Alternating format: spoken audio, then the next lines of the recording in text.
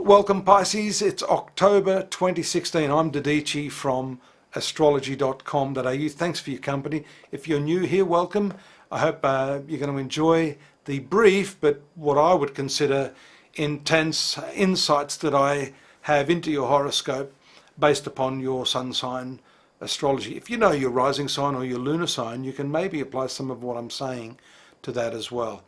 And the first of the month is a significant one with a new moon taking place in the 8th house of your horoscope. This is one of the difficult parts of the horoscope. It has to do with the psychological component of our beings.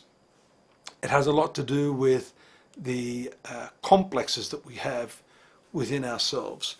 And so the new moon there, especially with one of your ruling planets, Jupiter, also transiting this 8th house, there is ample opportunity for you now to unravel the knots of psychological complexes from your past.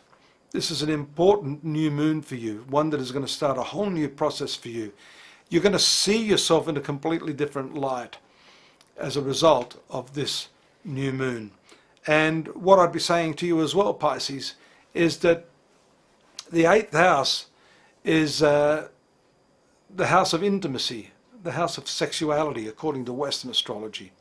So it has a lot to say about moving forward with a new attitude, a new perspective in your relationships. Now that has to do with the sexual component. This is the physical, emotional, sexual energies that we share with those we consider closest to us. But it also has to do with the shared resources we have materially. This is the money that we share together. It has to do with bank managers. It has to do with insurances, taxes. So all of these sorts of things fall under the umbrella of this particular new moon in October 2016. There are some challenges there shown by the transit of Mars in your 11th house. Mars is one of your best planets, actually. It too is a finance planet ruling Aries, which is the second house of your horoscope, and that is in the right angle to this new moon and Jupiter. So what's happening there is a tendency to be overreactive to some of the things you may discover at this time. It could also indicate excessive expenditures on the part of your partner. This could bring in with it some arguments, and that's also shown by the transit of Mercury, which moves into this 8th house of your horoscope around the 14th, I believe, if I'm not mistaken. My apologies, it moves there on the 7th, but on the 14th it moves into the right angle of Mars.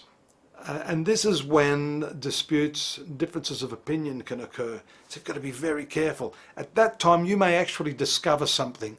I'm going to say that too because Mercury will move into the right angle of Pluto on the 16th. Pluto is the natural ruler of the 8th house, or Scorpio.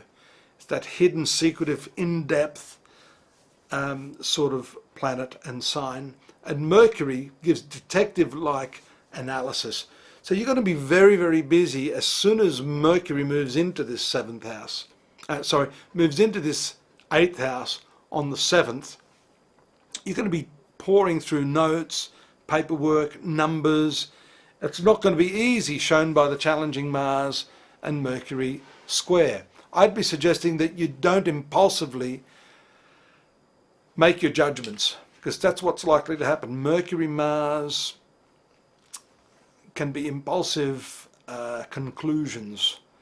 And so just wait a little bit. You'll get more value by waiting a few more days till that square aspect has passed to Pluto. Then you'll be armed with all the information that you need to bury whoever it is you want to bury. And if it's the person you're married to or in business partnership with, then this is not going to be an easy time. So I'd be saying, as I always do, just breathe. Take a few deep breaths, Pisces, and allow yourself to just study the information objectively before you come out with guns blazing. So it's an intense month. I haven't talked much about the opposing full moon. We talked about the new moon that takes place on the 1st, but the full moon on the 16th also drives home the point of finances being very, very important for you this month. That full moon is taking place in the sign of Aries, the second house. Now, apart and distinct from this 8th house shared resources, what we have here is earnings that you have yourself based upon what you do as a career. And the full moon is usually quite good because the full moon is your 5th ruler. For some of you, this can actually be earnings through your children, or if your children are a little bit older, working in tandem with them to earn money. Speculating in some ways as well. The 5th house is speculation. So after this full moon on the 16th, some good stuff is happening there as well, and it will pull your attention away from some of these other challenges. You still have a right angle there between the new moon, the full moon, and Mars, but I think those challenges there are going to be more sort of welcomed. They're your own personal challenges, how you're going to earn money, and that may not involve other people so much. So I see the second half of the month being a lot more fulfilling, especially if we're talking finances, and you should avail yourself of any opportunity there to intelligently speculate, because that 5th house is speculation, investments. And I've got a strong feeling, it's just come to me, that being the silvery moon, that the investment of silver, the commodity of silver, the metals, will be something that you can earn well from during this coming period. Don't forget, I've spent a bit of time in the introduction video today talking about what I call destiny engineering. And I raised that issue with you because the 5th house of the horoscope is your future, your destiny. Being full, this is the perfect time for you to really look at what it is you want in your life and how you can attain that. Mars is moving through your 11th house, which is the fulfillment of your desired objective. Destiny engineering is the phrase I use to help empower my clients to achieving what they want. And I do invite you to talk to me about what it is you want. Email me if you'd like to find out more about how I can help you neutralize some of the negative influences of planets at the time you're born, to empower you with the positive planets that are there, and then to engineer the way forward for you to the goal that you have in mind.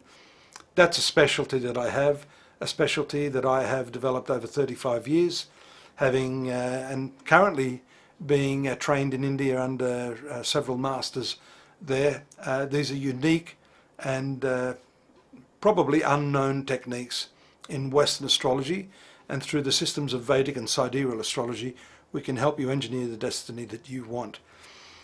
Check out the monthly textual forecasts that I have there at astrology.com.au, and don't forget, contact me here if you need some help with more personal matters. Till next month, good luck, look forward to your company again. Bye bye now.